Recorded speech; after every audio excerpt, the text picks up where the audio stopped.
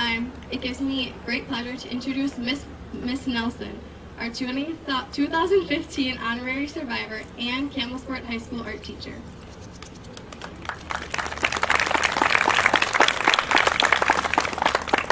Hello. First, I would like to thank the Relay for Life Committee for inviting me to speak tonight as an honorary survivor. Many of you within the Campbellsport community know me as Miss Nelson, the art teacher, but I have other identities as well. Besides being a teacher, I'm also a mother, a daughter, a sister, a cousin, a girlfriend, a niece, an aunt, a granddaughter, a friend, and a cancer survivor. 6.5 years ago, I was recently divorced. I was working on my master's degree, and I was being mom to my 2-year-old daughter, Gabriella, and I was also a teacher here at Campbellsport High School when I heard the words, "You have cancer." Anyone that has ever been told that they have cancer will remember everything about that day. For me, it was October 13th, 2008. I remember that it was a Monday, and that I was looking forward to actually going to the doctor, an orthopedic specialist, to discuss the pain that I was having in my right shoulder. The pain had started in July and gradually became worse, and it was to the point that I could no longer use my right arm. I could not pick up my daughter. I would have to bend down. She would have to grab my neck so I could lift her up. At school, I was unable to use a pencil sharpener. If I had to shake somebody's hand, I had to use my left arm to lift my right arm. No matter what I seemed to do, medication, ice, heat, massage, nothing seemed to take away the pain. I assumed that I had either a torn rotator cuff or arthritis, and I had mentally prepared myself that day for those options, but not for cancer. Those were not the words I was expecting to hear that day. When the doctor pulled up my x-ray, my right shoulder blade looked like Swiss cheese, and I was told I have a large tumor and would need further testing.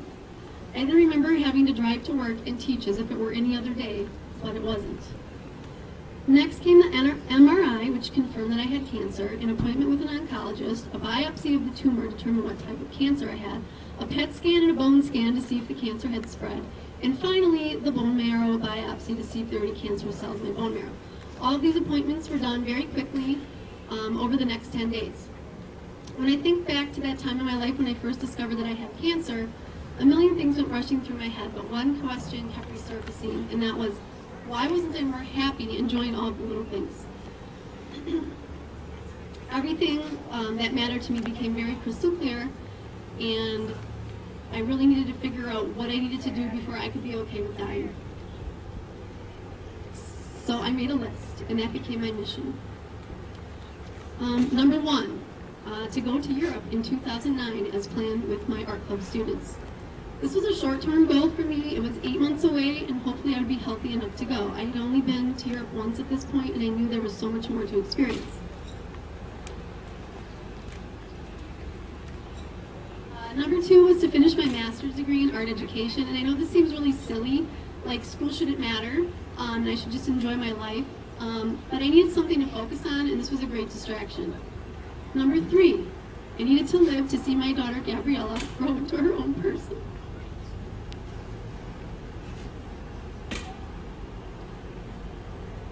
And for her to know who I am, not just some idea of me. She was only 2 years old, and I don't remember being 2, and I knew she wouldn't either, which in hindsight was actually a very good thing. Number 4, and this is kind of cheesy, but to fall in love one more time. I'd sort of given up in this department after my divorce, but I wanted to think that it wasn't impossible. So I hung this list on my bathroom mirror and I looked at it every day. And those were the things that I focused on.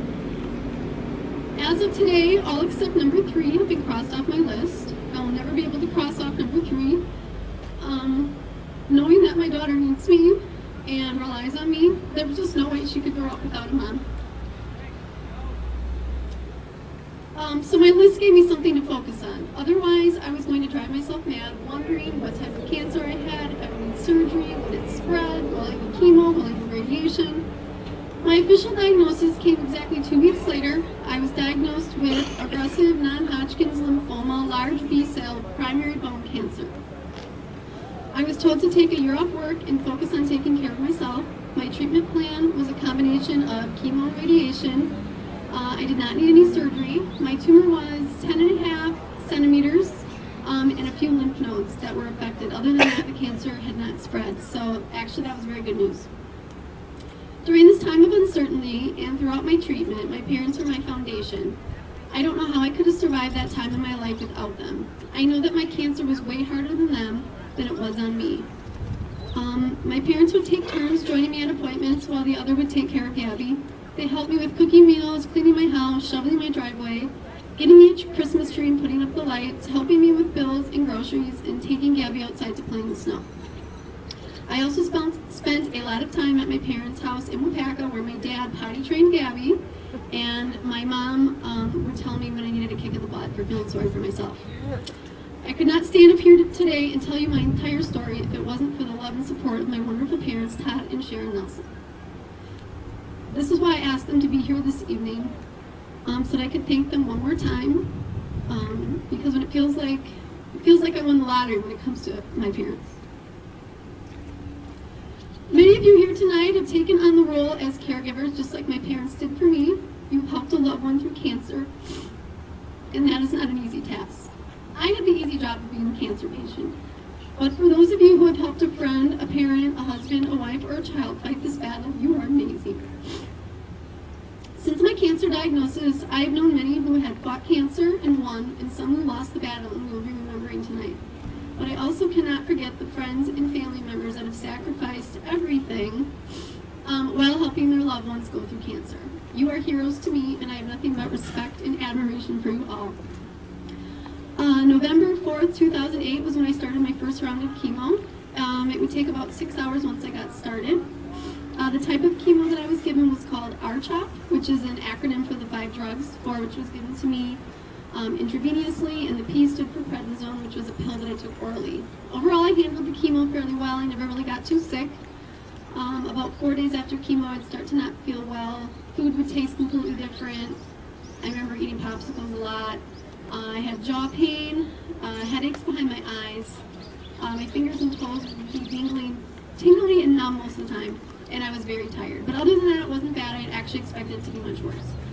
Once I knew that my cancer was treatable and curable, it was just a matter of getting through it. 2 days after chemo, the pain in my shoulder was completely gone, and I remember thinking to myself, wow, this stuff really works. By the time I started my second round of chemo, 3 weeks later, my hair had started falling out, and this freaked my daughter out a little bit, and if I had a hooded sweatshirt on, she would put my hood back up over my head to cover up any bald patches. So I decided it was time to shave my head, so my mom came over, and I made sure that my daughter watched while I had my head shaved so that she knew this was my decision, this was me doing this to myself, not cancer.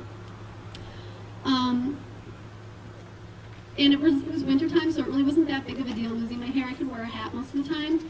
It was actually losing my eyelashes that was harder, because then I felt like I really looked like a cancer patient. I had good days and bad days. I had bronchitis twice, which of course I managed to convince myself that I must now have lung cancer as well. But my scan showed after 2 rounds of chemo that my tumor had shrunk from 10.5 centimeters to 2.8 centimeters, and the aggressiveness of it had gone way down. After 4 rounds of chemo, I was done, but it didn't wipe me out. Some days it was a struggle to make dinner, or to clean my house, or to even go to the grocery store. By the end of January, I was sick of chemo. I was sick of feeling sick, and I was sick of doing nothing. Tuesday, February 9th, 2009 is when I started my first radiation treatment. This was 25 cycles, once a day, Monday through Friday for 5 days. The radiation takes 3 minutes, which I think is crazy. I would drive to Freighted every day, park, change into a hospital gown, all for 3 minutes. But things were going as planned. Most days my daughter would come with me. One day she asked if I was going to wear my blue dress again, which was what she called my hospital gown. The ladies that worked,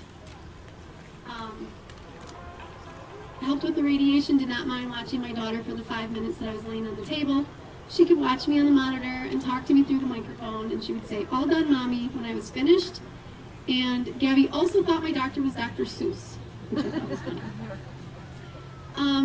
March 9th, 2009 was my last day of treatment. I was finally feeling like myself again. My hair was starting to grow back. I had a sunburned armpit from the radiation, but other than that, I was excited to move forward with the rest of my life. I was approved to go back to work at the end of March, 6 months earlier than I originally expected. The entire Campbellsport School District was extremely helpful and supportive during this time in my life. I'm so fortunate to have a great school family who, upon my diagnosis, gave me a great send-off party. Throughout my treatment, would send me words of encouragement. At Christmas time, brought me gifts and my daughter. And as I transitioned back to work, they were the ones there cheering me on. May 2014, I was officially 5 years cancer-free, which means I am cured. Woo! The chance of my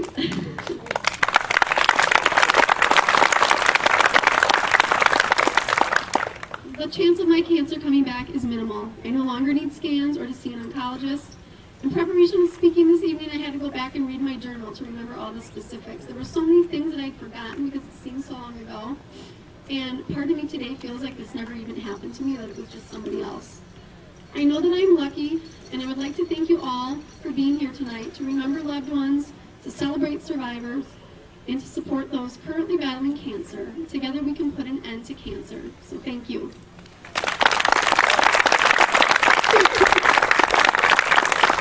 Thank you, Erin. Your story is inspiring, and I know people like you create hope in Campbellsport. Thank you for sharing your story. I'd like to present you with your gift.